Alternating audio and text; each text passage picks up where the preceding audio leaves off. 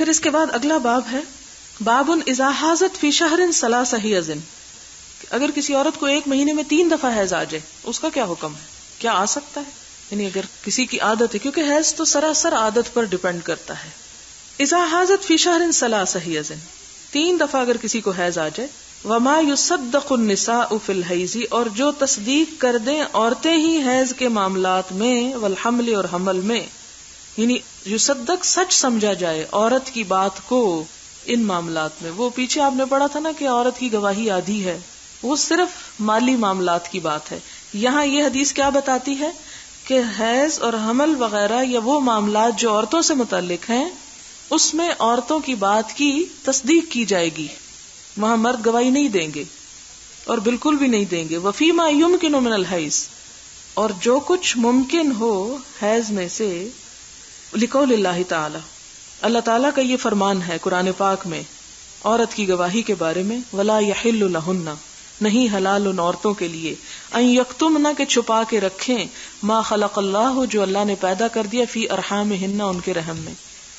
یعنی کوئی عورت اگر اپنے بارے میں یہ بتاتی ہے کہ وہ پریگننٹ ہے تو اس کی بات کو مان لیا جائے گا، یا اگر کہتی ہے میں نہیں ہوں تو بھی مان لیا جائے گا، خواہ وہ ہے تو وہ اللہ کے ہاں مجرم ہے پھر. لیکن عدالت میں گواہی اس عورت ہی کی کافی ہو جائے گی، خواہ وہ سچی دیتی ہے یا جھوٹی، کیونکہ گواہی دینے میں یہ شرط نہیں ہے کہ وہ سچی دے رہا ہے یا جھوٹی دے رہا ہے، یہاں یہ شرط ہے کہ کس کی ہے وہ. وَيُذْكَرُ، اور ذکر کیا گیا، ان علی، حضرت علی سے، وشریح، اور شریح جو ایک قاضی تھے، ان جاءت ببینۃ، اگر وہ لے آئے کوئی علامت یا کوئی گواہی، من بطانۃ اہلہا، اپنے گھر والوں کے خاص لوگوں میں سے. بطانہ بطن سے، بطن چھپی ہوئی چیز کو کہتے ہیں، باطن اسی سے ہے، کہ اپنے قریبی لوگوں میں سے کسی کی اگر وہ گواہی پیش کر دے تو اس کی بات مان لی جائے گی عورت کی. یعنی مثلا ماں ہے، بیٹی ہے، بہن ہے، ممن یرضی دینہ، جس کے دین پر راضی ہوا جائے، یعنی قابل اعتبار ہو وہ شخص، کیونکہ گواہی میں یہ شرط ہے کہ بظاہر وہ شخص سچا ہو. انہا حاضت فی شہر ثلاثا، کہ اس عورت کو 3 دفعہ مہینے میں حیض آ چکا ہے. مثلا اگر کسی کی صرف 3 دن حیض کی عادت ہے یا 1 دن ہے، بعض اوقات کسی کی عادت 1 دن یا دن کا بھی کچھ حصہ ہو سکتی، لیکن حالت کیا ہے کہ 1 دن آتا ہے، 10 دن بعد پھر 1 دن آ جاتا ہے، پھر 10 دن بعد 1 دن، تو مہینے میں یوں 3 دن بن جاتا ہے اور 3 دفعہ بن جاتا ہے. تو یہ 3 الگ الگ دفعہ ہوں گی، خواہ وہ ایک دن ہی کیوں نہیں آیا. تو ایسی صورت میں کیا ہوگا؟ صدقت، اس عورت کی بات کی تصدیق کی جائے گی. وقال عطا، اور عطا نے کہا، عطا بن نبی رباح نے، اقراؤہا، اقرا قرء کی جمع ہے جس کا معنی حیض، اس کے حیض کے دن ما کانت، جو تھے یعنی جو پہلے ہوں گے وہی ہوں گے. وبہ قال ابراہیم وقال عطا، اور یہی رائے ابراہیم اور عطا کی ہے. کیا ہے رائے؟ الحیض یوم الی 15، کہ حیض کی مدت کتنی ہے؟ 1 دن بھی ہے اور 1 دن سے 15 دن تک بھی ہے. جو مشہور قول ہے امام ابو حنیفہ کا اور جس کو ہم فالو کرتے ہیں، وہ 10 دن کی مدت لیتے ہیں. لیکن اس معاملے میں دوسری رائے کیا ہے کہ 15 دن بھی اگر کسی کو پیریڈز آتے ہیں اور اس کی عادت ہمیشہ ہی 15 دن کی ہے تو 15 دن بھی کاؤنٹ کیے جائیں گے. اصل میں اس معاملے میں جتنے بھی فتوے ہم دیکھتے ہیں، بہت کچھ اس میں بحثیں کی گئی، کیونکہ آپ صلی اللہ علیہ وسلم سے حیض کی مدت کے بارے میں کہ کتنے دن تک حیض ہوتا ہے کوئی حدیث واضح نہیں ہے.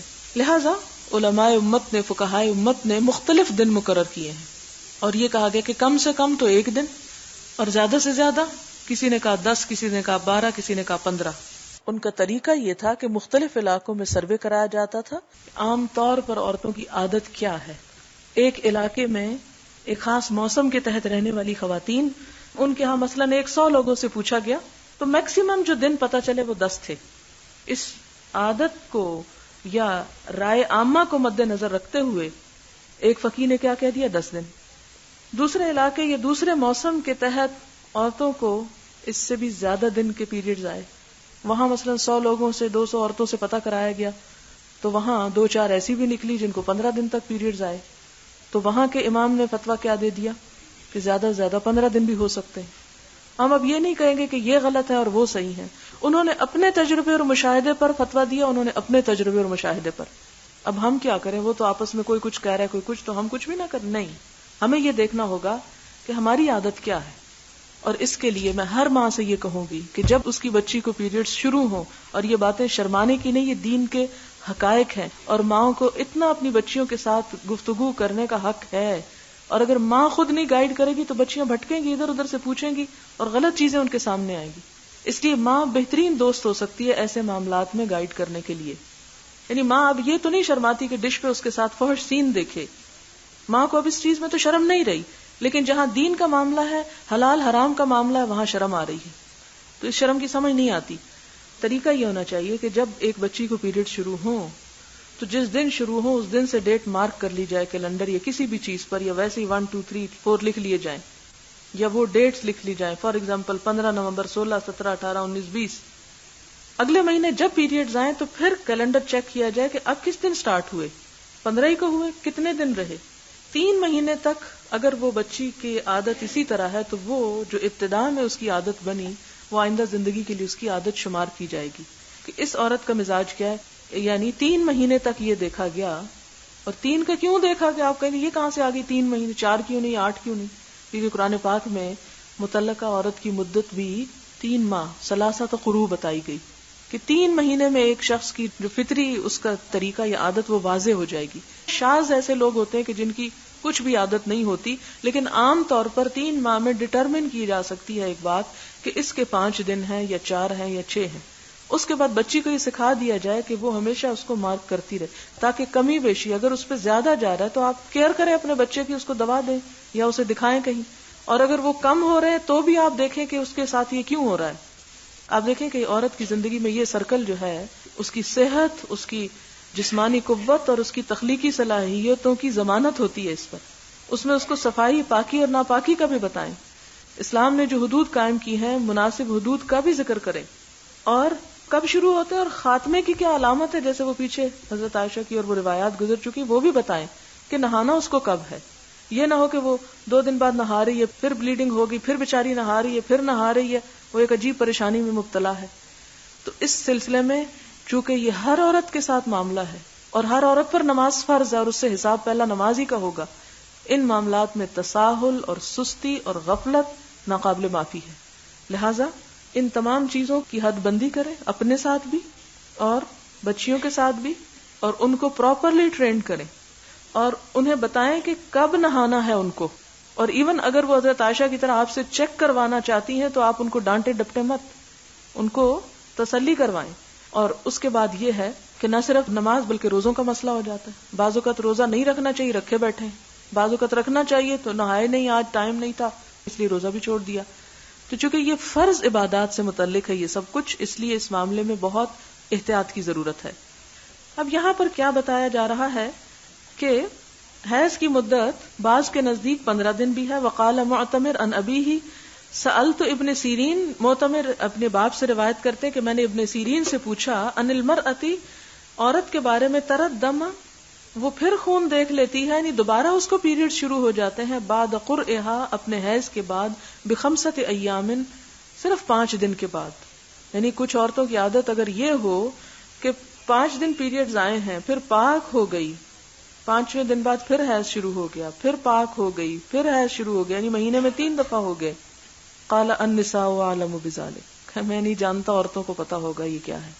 ایسے ہی کہنا چاہیے، اگر نہیں پتا تو انسان کہے نہیں مجھے نہیں معلوم، میں نہیں جانتا اس فتوے کو. اس سے کیا پتا چلتا ہے کہ دین کے یہ امور عورتوں کو زیادہ بہتر طور پر سمجھ بھی آ سکتے ہیں اور اس میں ان کو دوسروں کو گائیڈ کرنا چاہیے اور بہترین طریقہ تعلیم دینا کہ ہر ماں خود بھی جان لے اور اپنے بچے کو بھی سکھا دے. اصل میں قاضی شرح کے سامنے ایک مسئلہ پیش ہوا طلاق کا. تو طلاق کے بعد عدت کیا ہے؟ قرآن پاک میں 3 حیض. اب ایک عورت مہینے کے بعد آ گئی جی میری عدت ختم، یعنی یہ کیسے ہو سکتا ہے؟ کہنے لگی کہ مجھے 3 دفعہ پیریڈز گزر چکے ہیں. تو اس وقت قاضی شرح نے حضرت علی کے سامنے یہ بات پیش کی اور حضرت علی سے فتویٰ لیا.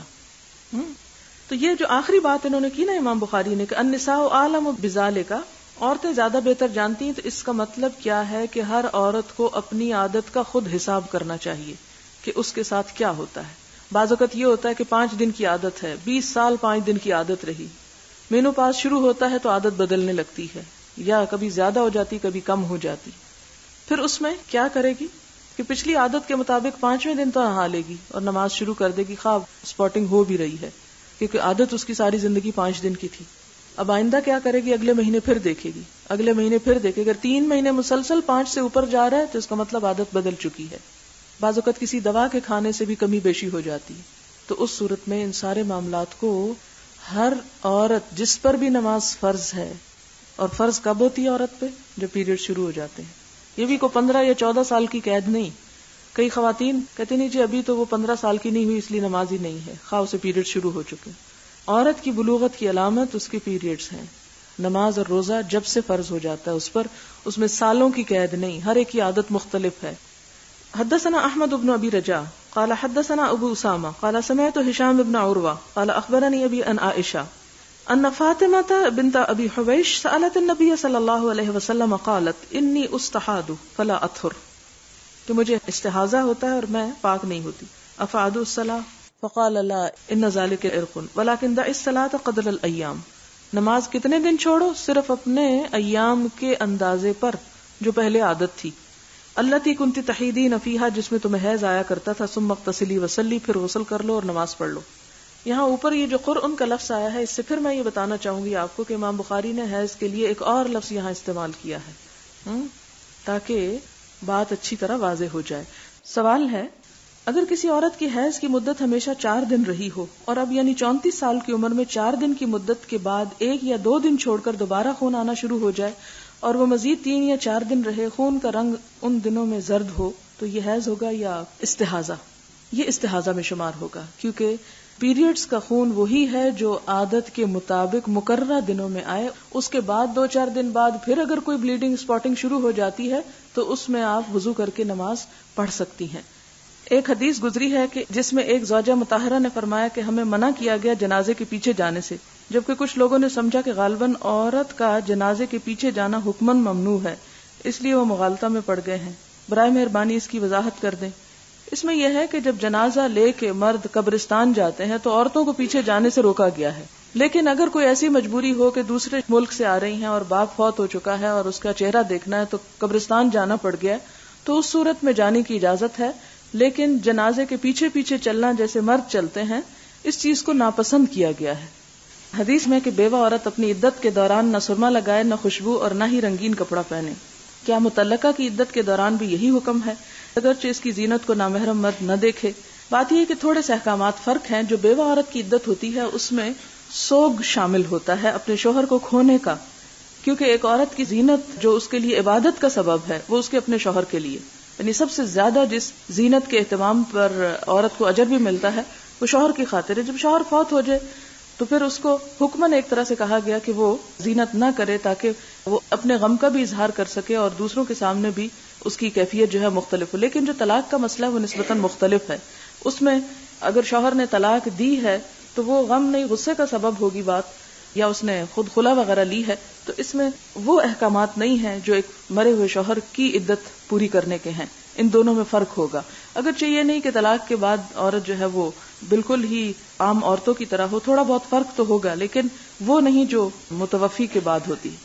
غسل حیض میں ترتیب واضح کر دیجئے. مثلاً وضو، اگر بالوں کی صفائی کریں، خوشبو لگانا، اس میں آپ دیکھیں کہ جیسے غسل حیض ہے یا جنابت تو دونوں میں ہی پہلے وضو ہوگا. اگر بالوں کی صفائی وغیرہ کریں تو وہ اس سے بھی پہلے کر لیں، اور اس کے بعد خوشبو تو سب سے آخر میں ہوگی. پھر دوسرا سوال ہے کہ کیا خوشبودار صابن سے دھونا کافی ہے؟ دیکھیں یہ کامن سینس کی باتیں ہیں جن کو آپ خود بھی سمجھ سکتے ہیں. خوشبودار صابن سے دھونا تو یہ ہے کہ وہ دھل کے پانی سے ختم ہو جائے گا، لیکن ایسی خوشبو کہ جس سے ہر قسم کی اسمیل ختم ہو جائے، ڈیوڈرنٹ قسم کی. ہم نے غسل میں پاک ہونے کے طریقے پڑھے جس میں بتایا گیا کہ آخر میں روئی پر خوشبو لگا کر جسم پر لگائیں. پوچھنا یہ کہ ہم تو ایسا نہیں کرتے جب پاک ہونے کے لیے غسل کرتے ہیں. کیا یہ ہمیں ضرور کرنا چاہیے؟ کیا یہ فرض ہے؟ بات فرض کی نہیں، بات سنت کی ہے. اور ظاہر ہے کہ قرآن پاک میں اس کا حکم نہیں ہے، فرض کے درجے پر نہیں، لیکن آپ صلی اللہ علیہ وسلم نے بارہا اس کی تاکید فرمائی ہے. اگر آپ چھوڑ دیں گے تو یہ تو نہیں کہ آپ کسی حرام کام کے مرتکب ہو رہے ہیں یا آپ کو مجرم ہیں، لیکن ایک چیز جس کا تذکرہ کیا گیا اور وہ چیز ہماری ہائیجین، کلینلینس اور ہماری صحت اور ہماری جو چستی ہے اس سے متعلق ہے. اور خاص طور پر آپ دیکھیں اس کی تاکید کو کہ آپ صلی اللہ علیہ وسلم نے بیوہ عورت کے سوگ کی مدت میں اسے ہر طرح کی زینت سے روکا، لیکن اس کے لیے بھی اس خوشبو کے لگانے کا حکم دیا. اسے ہم امر وجوب تو نہیں کہیں گے، امر کی کئی قسمیں ہوتی ہیں. ایک امر ہوتا ہے جو واجب کے درجے میں ہوتا ہے, ایک امر ارشاد کا ہوتا ہے. یہاں پر ایک طرح سے یہ کام سنت کی پیروی کرنا ہے, اور سنت کی پیروی کرنے میں ثواب ہے. جو نہ کریں گے ان کو گناہ تو نہیں ہوگا لیکن ثواب کوئی نہیں ملے گا, بس اتنا سا فرق ہے. اگر کوئی پاکستان سے عمرہ کرنے جا رہا ہو تو کیا یہ ہو سکتا ہے کہ یہاں احرام نہ باندھے بلکہ مکہ جا کر ارادہ کرے اور مسجد عائشہ جا کر احرام باندھے؟ ایسا نہیں ہو سکتا. میقات سے پہلے احرام باندھنا ضروری ہوتا ہے. یہ عمرے کی شرائط میں سے ہے احرام پہننا, اور اس کی پابندی جو ہے وہ ضروری ہے. اگر وہ عمرہ ہی کرنے جا رہا ہے تو احرام پہننے میں اسے کیا مشکل ہے؟ اس لیے کہ جب تک وہ یونیفارم نہیں پہنے آپ کی فیلنگ ہی وہ نہیں ہو سکتی. اور یہ خاص طور پر اللہ تعالیٰ کپڑے دوسرے پہنواتے ہیں اپنے گھر بلانے کے لیے, تو یہ بہت بڑی سعادت ہے اور بہت ایک ڈفرینٹ فیلنگ ہونے لگتی ہے انسان کو. تو اس لیے اگر جانا ہے تو ہول ہارٹیڈلی جائیں, اس طرح نہ جائیں کہ یہ نہیں کر سکتا اور وہ مشکل ہے اور وہاں جا کے کر لوں. کیونکہ بہت سے لوگ جو خصوصاً جرابیں اور بند جوتے پہننے کے عادی ہیں, انہیں چپل پہننا ذرا اپنی شان کے بھی بعض اوقات خلاف نظر آتا ہے. لیکن یہی تو اصل بات ہے کہ اللہ تعالیٰ سب کو ایک میدان میں لا کے کھڑا کرتے ہیں کہ قیامت کے دن بھی تو ایک ہی حشر کا میدان ہوگا نا, وہاں تو اونچ نیچ اس وقت ہوگی جتنے عمل زیادہ ہوں گے. حدیث میں ہے, حضرت عائشہ فرماتی ہیں کہ حضور صلی اللہ علیہ وسلم نے مجھے حکم دیا کہ اپنا سر کھول ڈالوں اور بالوں میں کنگھی کروں اور نیا احرام حج کا باندھوں, عمرہ موقوف رکھوں. ان ساری باتوں میں غسل کا ذکر نہیں آیا. حضرت عائشہ حیض سے فارغ ہوئی تو کیا انہوں نے غسل نہیں کیا تھا؟ ضروری نہیں کہ ہر حدیث میں ہر چیز کی ڈیٹیل لکھی جائے. اس سے یہ تو انڈرسٹوڈ ہے کہ اگر ایک عورت پاک ہو رہی ہے اور آپ صلی اللہ علیہ وسلم دیگر مواقع پر پاک ہونے کا حکم دے رہے ہیں اور اس سے خاص موقع پر وہ الفاظ ایڈ نہیں کیے, تو یہ جو سر کھولنے کا اور کنگھی کرنے کا ذکر ہے اسی میں یہ بات پوشیدہ ہے کہ ان کو نہانے کے لیے کنگھی کرنا ہے اور نہانے کے لیے سر کو کھولنا ہے. غسل جنابت اور غسل حیض میں کیا بالوں کو دھونا ضروری ہے کہ خالی سر کی سکن ہی کافی ہے؟ اصل حکم یہ ہے کہ بالوں کی جڑوں کو تر کیا جائے. یعنی یہ چیز یاد رکھیں تو آپ کی مشکل آسان ہو جائے گی. جڑوں کو تر کیا جائے, جڑیں خشک نہ رہیں. اگر لمبے بال ہیں اور بال الگ سے نہ بھی سارے گیلے کیے جائیں تو بھی غسل ہو جاتا ہے. آپ نے وہ حدیث پڑھی جس میں آیا کہ رحم پر ایک فرشتہ نگہبان ہوتا ہے, اور جو ترتیب آپ نے بتائی اس کو سن کر میں حیران رہ گئی. آج سے چند سال پہلے سائنسدانوں نے بیسک ہیومن سیل میں سے ایک کوڈ نکالا جسے ڈی این اے کہا گیا. ڈی این اے کسی بھی سیل کے بارے میں یہ علم دیتا ہے کہ وہ سیل کس جاندار کا ہے, اس کے باپ دادا کون تھے, وہ کون سی نسل علاقے سے تعلق رکھتا ہے, اس کی شکل و صورت کیسی ہے, اس کی سیکس کیا ہے, اس کا قد جسم کیسا ہوگا, اس کا رنگ, آنکھیں کیسی ہوں گی, وہ کتنا عرصہ زندہ رہے گا تقریباً, اور وہ خوش مزاج ہوگا یا بد مزاج ہوگا, اس کی عادات کیا ہوں گی, اس کو کون کون سی بیماریاں ہو سکتی ہیں. یعنی حرف بحرف یہ حدیث بیسک ہیومن سیل کے بارے میں وہ بتاتی ہے جو آج سے چند سال پہلے سائنسدان اتنی تحقیق کے بعد جان سکے ہیں. یہ کسی کی کمنٹری ہے اس پہ جو آپ کے علم میں اضافے کے لیے بتائی جا رہی ہے. سوال ہے, حائضہ طواف کعبہ تو نہیں کر سکتی, کیا حائضہ کا حدود حرم میں داخل ہونا بھی منع ہے؟ حدود حرم کا جہاں تک تعلق ہے تو حرم سے مراد ایک تو وہ وسیع حرم ہے جہاں داخل ہونے کے لیے احرام پہننا ضروری ہے. اس کی حدود ہیں جن کو میقات کہا جاتا ہے. میقات کو کراس کر کے حرم کی حدود میں داخل ہونے کی اجازت ہے, لیکن ایک اور حرم ہے جس کو مسجد الحرام کہا جاتا ہے, اس حرم میں حائضہ داخل نہیں ہو سکتی. لہذا حرم سے مراد دو طرح کے حرم ہیں. دوسرا یہ کہ طواف تو نہیں کر سکتی, کیا صفا اور مروہ کی سعی بھی نہیں کر سکتی؟ صفا مروہ کی سعی طواف سے متصل چیز ہے, الگ طور پر نہیں ہوتی. مثلاً آپ عمرے کے لیے گئے ہیں اور پہلے آپ طواف کر لیں, پھر آپ تھک جائیں اور آپ گھر جا کے سو جائیں اور پھر جا کر آپ سعی کرنا چاہیں تو ایسا نہیں کر سکتے. آپ کو ایک ہی اسٹریچ میں دونوں کام کرنے ہیں. چونکہ طواف نہیں کر سکتے اس لیے سعی بھی نہیں کر سکتے. ایک اور تھوڑا سا فرق جو اگرچہ سوال میں نہیں بتاتی چلوں کہ طواف کے وقت تو وضو کا ہونا شرط ہے, لیکن سعی کے دوران اگر وضو نہ رہے تو سعی ہو جاتی ہے. یعنی اس میں وضو لازم نہیں, افضل ضرور ہے. جیسے کسی بھی عبادت کے لیے وضو کرنا افضل ہے, لیکن اگر نہ ہو تو وہ عبادت ہو جاتی ہے. انہی میں سے سعی کی عبادت ہے. حیض والی عورت کیا حج کی جو دعا پڑھی جاتی ہے اس میں شامل ہو سکتی ہے؟ جی ہاں, ہو سکتی ہے. اور میدان عرفات میں بھی جا سکتی ہے یا نہیں؟ بالکل جا سکتی ہے. سوائے بیت اللہ کے آس پاس آنے کے مسجد الحرام میں داخلے کے باقی ہر جگہ جا سکتی ہے. عموماً لوگ مسجد عائشہ جا کر احرام پہن کر چھوٹے عمرے کے نام سے عمرے کا احرام باندھتے ہیں بغیر پیریڈز کے عذر کے. کیا یہ عمرہ ہوتا ہے؟ بات یہ ہے کہ ایسے لوگوں کے لیے کہ جو پیریڈز کی وجہ سے حج سے پہلے عمرہ نہ کر سکیں، وہ تو اس سنت پر تسلی سے عمل کریں. لیکن ہم دیکھتے ہیں کہ صحابہ کرام نے بعد میں ایسا نہیں کیا کہ مکہ میں رہ کر عمرے گنتی کر کر کے کیوں، کیونکہ ہمارے ہاں تو پھر وہ ایک مقابلہ چل پڑتا ہے کہ میں گئی تو 10 عمرے کیے اور دوسرے نے 15 کیے. تو یہ جب گنتی اور ریاکاری اور شہرت آ جائے تو پھر تو ویسے ہی عبادت بیکار ہے. ایک اور بات آپ ذہن میں رکھیں کہ سعی کا اتنا ثواب نہیں جتنا طواف کا ثواب ہے. اگر آپ عمروں پہ عمرہ کرنے کی بجائے بیت اللہ کے قریب ترین رہتے ہیں اور جتنی سعی کر رہے ہیں اس کے بجائے اتنے طواف کر لیں تو یہ کام آپ کا زیادہ ثواب کا ہے. یعنی عمرے اور عام طواف میں فرق کیا ہے کہ طواف میں آپ صرف طواف کرتے رہتے ہیں اور عمرے میں طواف کے ساتھ سعی بھی کرتے ہیں. اب آپ نے ایک عمرہ جا کے یہاں سے کر لیا، ایک مدینہ سے واپس آ کے کر لیا تو کافی ہے. اب باقی وقت آپ کس میں گزارے؟ اس میں نہیں کہ آپ مسجد تنیم بتکلف جا رہے ہیں، پھر آ رہے ہیں، پھر جا رہے ہیں، اگلے دن پھر آ رہے ہیں، اور اس میں آپ اپنے آپ کو بھی حرج میں ڈالے ہوئے ہیں. اس دوران بعض اوقات یہ ہوتا ہے کہ ایک نماز وہاں پر آ گئی مسجد عائشہ میں، بھئی جو مسجد عائشہ میں پڑھنی ہے اس کی بجائے اگر آپ حرم میں ہی پڑھ لیں تو 1,00,000 نمازوں کا ثواب ہے. تو اس طرح کے کسی مصنوعی تکلف میں امت کو نہیں ڈالا گیا. تو وہ کام جو آپ صلی اللہ علیہ وسلم نے ایک عذر کی وجہ سے کسی کے لیے جائز قرار دیا، اسے ہمیں ایک روایت نہیں بنا لینا چاہیے، ایک جواز کو ہمیں ایک بیسک نارم نہیں بنا لینا چاہیے کہ ہم باقی کام چھوڑ کر اس کے پیچھے پڑ جائیں. لہٰذا 2 عمرے کافی ہیں، اور اس کے بعد یہ ہے کہ کثرت سے طواف کریں. جتنا بیت اللہ کے قریب رہیں گے، جتنا طواف اور نفل پڑھیں گے اتنا افضل ہے بنسبت اس کے کہ آپ کسی اور سرحد پہ جا کے عمرہ کے لیے آپ نیت کر کر کے آئیں. عورتیں حضرت عائشہ کے پاس ڈبی بھیجتی، یہ بات کچھ عجیب معلوم ہوتی ہے. کیا پوچھ لینا کافی نہ تھا؟ چونکہ دین کا معاملہ نا، حلال اور حرام کا معاملہ ہے، ایک نماز کی ادائیگی اور نہ ادا ہونے کا معاملہ ہے. اس لیے اس میں جتنی بھی تحری کی جائے، کوشش کی جائے، اس میں کوئی حیا کی بات نہیں ہے. اصل بات یہ ہے کہ مشکل ہمیں ان باتوں میں پڑتی ہے جب ہم نیکی اور تقوی کا معیار ان نیچرل لائف کو سمجھتے ہیں. اور نیکی اور تقوی کا معیار یہ کہاں سے آیا ہے؟ اسلام سے نہیں آیا، یہ عیسائیت سے آیا ہے. ان کے ہاں انسان کے اپنی ضرورت پوری کرنے کے، اور یہ ضرورتیں انسان کے ساتھ کس نے لگائیں؟ یہ تو سوچیں، اللہ تعالیٰ نے لگائیں. اور ان ضروریات کو کن دائروں میں رہ کے پورا کیا جائے، اس میں کیا جائز ہے، کیا ناجائز، کیا فائدے کا ہے، کیا نقصان کا ہے، اس کے لیے اس نے پیغمبر بھیج کر سب کچھ واضح کر دیا.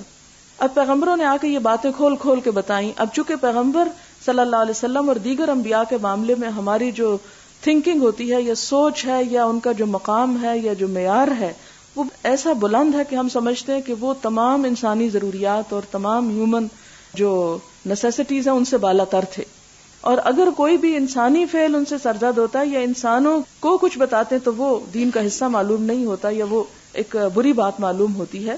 حالانکہ سمجھنے کی بات یہ ہے کہ اللہ تعالیٰ نے انسانوں میں سے انسان کو بطور نبی اسی لیے چنا کہ اس پر بھی انسانی کیفیات گزرتی ہوں. ان کیفیات کا نہ ہونا انسان کو انسان نہیں پھر فرشتہ بنا دیتا ہے، اور فرشتہ انسان سے افضل نہیں ہے. انسان کو سجدہ کرایا گیا فرشتوں سے. تو اصل بات سوچ کا فرق ہے، اس لیے یہ ساری حیرت ہوتی ہے. اور ایک اور بڑی مشکل کہ خاص طور پر پاکستان اور انڈیا میں، اس بر صغیر میں شرم و حیا کے ایسے معیار قائم کر لیے گئے کہ جن کو فالو کرتے کرتے دین کی سمجھ سے ہم بہت دور ہو گئے. عربوں کے ہاں یہ مسئلے نہیں ملیں گے، وہ یہ باتیں کھلی کھلی اپنے بچوں کو اور سب کو سمجھا دیتے ہیں، اور ان کے ہاں کوئی اس قسم کی شرم و حیا کا تصور نہیں جس میں دین کے فرائض کا علم نہ ہو. لیکن اس کا یہ مطلب نہیں کہ اگر دین کے فرائض سمجھنے کے لیے ان باتوں کو ڈسکس کیا جا رہا ہے تو انہیں پھر ایک لطف کی بات بنا کے ہر مجلس میں ان پہ گفتگو ہو. بلا ضرورت کرنے کی ضرورت نہیں، اور ضرورت کے وقت اس کو چھوڑ دینا جو ہے وہ بھی ایک جرم ہے. ان تمام چیزوں سے یا تو اپنے آپ کو آپ کسی طرح پاک کر لیں کہ نہ آپ کو پیریڈز ہو، کوئی ایسا بندوبست کر لیں، نہ آپ کے اندر کوئی ایسے جذبات ابھریں اس کے لیے بھی کوئی علاج کرا لیں، اور نہ ہی شادی بیاہ کریں. اگر ایسا کر سکتے ہیں اور اس کو آپ انسانیت کی معراج سمجھتے ہیں تو ایسا کر لیجئے. اور اگر ابھی آپ کے بس میں نہیں ان سب چیزوں کو کرنا اور آپ ایک ہیومن بینگ اور اس ہیومن بینگ کی طرح رہنا چاہتے ہیں جو اللہ نے بھیجا ہے، تو اس صورت میں پھر ضروری ہے کہ آپ ان چیزوں کے بارے میں صحیح طور پر جانتے بھی ہوں کہ اسلام کیا کہتا ہے. ایک مسئلہ ہے کہ رات کو اگر چیک کیا جائے تو بالکل ہلکا سا یلوش ڈسچارج ہو لیکن صبح ٹھیک ہو. اب فجر کی نماز تو نکل چکی، کیا وہ قضا کرنا ہوگی؟ نہیں. کیوں قضا کرنا ہوگی؟ اس لیے کہ آپ کو مکلف نہیں کیا گیا، یہ تکلیف نہیں دی گئی کہ رات کو اٹھ کے اپنے آپ کو چیک کریں. آپ کو کیا حکم ہے کہ اگر رات سونے سے پہلے آپ اپنے آپ کو پاک نہیں دیکھتی تو تسلی سے سو جائیں. صبح آپ اتنی دیر پہلے اٹھ جائیں کہ جس میں وضو اور غسل دونوں ہو سکے اور آپ کر کے نماز پڑھ لیں. کہ اگر آپ کو شک ہے تو آپ 1 گھنٹہ پہلے اٹھ جائیں اور اپنے آپ کو دیکھ لیں. اگر آپ سمجھتے ہیں کہ صاف ہو چکے ہیں تو آدھے گھنٹے میں نہا لیں اور وضو کر کے نماز پڑھ لیں. آپ کو کیا مشکل ہے؟ اور اگر آپ سمجھتی ہیں کہ نہیں آج میں پاک نہیں ہو سکتی اور میری عادت یہ ہے کہ میں دن کے 10 بجے ہی پاک ہوتی ہوں مثال کے طور پر, تو پھر آپ کو اس نماز کی فکر نہیں ہونی چاہیے. ہاں, اور اسی طرح یہ ہے کہ مثال کے طور پر مغرب کی نماز کا وقت تھا, اگر مغرب سے آدھا گھنٹہ پہلے کسی نے اپنے آپ کو چیک کیا اور اس میں یلوش ڈسچارج تھا تو مغرب کے اذان کے بعد 1 دفعہ اور چیک کر لے, اور اگر دیکھتی ہے کہ ابھی نہیں پاک تو نماز نہ پڑھے, اور اگر دیکھتی کہ پاک ہو گئی ہے اس صورت میں وہ نہا لے. نہانے میں 20-25 منٹ لگیں گے, 20-25 منٹ کے بعد نہا کے آدھے گھنٹے بعد تک بھی مغرب کی نماز ادا ہو سکتی ہے. بڑا نیچرل اور بڑا ریلیکس کرنے والا ہے سب کچھ. ہم معلوم نہیں چھوٹی چھوٹی باتوں سے کیوں ٹینشن میں آ جاتے ہیں. اور اگر کبھی ایسا ہو جائے کہ آپ کو شک گزرے کہ شاید یہ نماز مجھے پڑھ لینی چاہیے تھی اور میری سستی کی وجہ سے نہانا ڈیلے ہوا, یا کوئی اس طرح کی فیلنگ ہو, تو اپنے کانشیس کو فوراً کلیئر کریں. نہانے کے بعد وہ ایک پچھلی نماز قضا پڑھ لیں. اگر تو وہ نہ پڑھنی تھی تو آپ نے پڑھ لی تو نفل شمار ہو جائیں گے, اور اگر آپ کے سر پہ ایک بوجھ تھا تو وہ فرض ادا ہو گیا آپ کا, اور آپ کا ضمیر اطمینان میں آ جائے گا.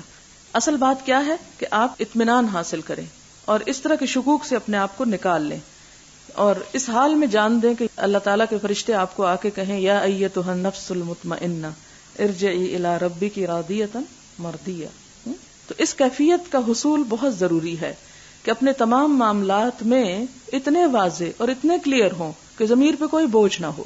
پیریڈ جب ختم ہو جائیں اور غسل کر کے نماز شروع کر لی جائے لیکن چند گھنٹے بعد محسوس کیا جائے کہ ابھی کچھ ٹھیک نہیں, تو ایسی صورت میں کیا کرنا چاہیے؟ اگر تو عادت کے مطابق ختم ہوئے تو نہا کے نمازیں شروع کر دینی چاہیے, اور اگر کچھ اور پھر کسی وقت تھوڑا بہت ڈسچارج کسی کلر میں آ گیا ہے تو اس کو پھر اگنور کر دینا چاہیے. لیکن اگر ابھی وقت ہی ختم نہیں ہوا اور آپ جلدی کے مارے شام کو اگر نہانا چاہیے تو صبح ہی نہا بیٹھے تو اس صورت میں دوبارہ نہانا ہوگا. عید کی نماز عیدگاہ میں جا کر پڑھنے کا حضور صلی اللہ علیہ وسلم نے عورتوں کو بھی تاکید کے ساتھ حکم دیا. سوال یہ ہے کہ اگر عید کی نماز مسجد میں جیسے فیصل مسجد میں پڑھی جا رہی ہو تو حائضہ عورت کے بارے میں کیا حکم ہے؟ کیا وہ جا سکتی ہے؟ جا تو سکتی ہے مگر عین اس جگہ تک نہیں جا سکتی جہاں دن میں 5 دفعہ نماز پڑھی جا رہی ہو. مثلا عورتوں کی گیلری کبھی کبھار کوئی نماز ہو جاتی, پیچھے ہٹ کے اگر ایک طرف بیٹھ جائے تو اس سے کوئی حرج نہیں, لیکن جس جگہ جانے سے اصل میں روکا گیا ہے وہ جگہ ہے کہ جہاں دن میں باقاعدہ 5 دفعہ مصلی ہوتا. اب باہر کے ملکوں میں جہاں جگہیں بہت مہنگی ہوتی ہیں وہاں پر عموماً مسجد کو شادی ہال کے طور پر, ریلیجس گیدرنگز, ہر طرح کی پارٹیز وغیرہ کے لیے استعمال کیا جاتا ہے. تو عموماً اس حصے میں وہ نہیں کرتے کہ جہاں نماز ہوتی ہے. اوپر کی چھت پہ یا گیلری میں ہر قسم کی عورتیں اور مرد آتے ہیں, حتیٰ کہ نان مسلمز بھی آتے ہیں. تو ایسی صورت میں وہاں جانا جائز ہے, لیکن بالکل امام کی جگہ پہ جا کے یا ان صفوں کی جگہ پہ جو بالکل عبادت کے لیے مخصوص ہیں ان سے بچنا چاہیے. حیض کے بعد جو نہانا ہے کیا اس میں بھی غسل سے پہلے وضو ضروری ہے یا نہیں؟ کیا یہ وضو اس غسل کا حصہ ہے؟ جی ہاں, اس لیے کہ وہ بھی جنابت ہے. یعنی جنابت کی 2 قسمیں ہیں اور حیض جو ہے وہ حالت جنابت تصور کی جاتی ہے.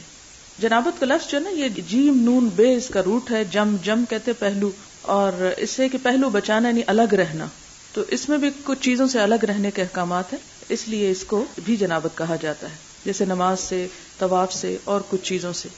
کیا حیض والی عورت مسجد میں قدم بھی نہیں رکھ سکتی یا صرف نماز پڑھنے والی جگہ پر نہیں جا سکتی؟ میں نے واضح کر دیا تھا کہ عین جو نماز کا حصہ ہے اس میں نہ جائے, لیکن یہ کہ مسجد کے صحن سے یا ایسی جگہ سے گزرا جا سکتا ہے کہ جہاں کبھی کبھار سال میں 1 دفعہ نماز ہوتی ہے, جیسے فیصل مسجد کے باہر والے حصے میں.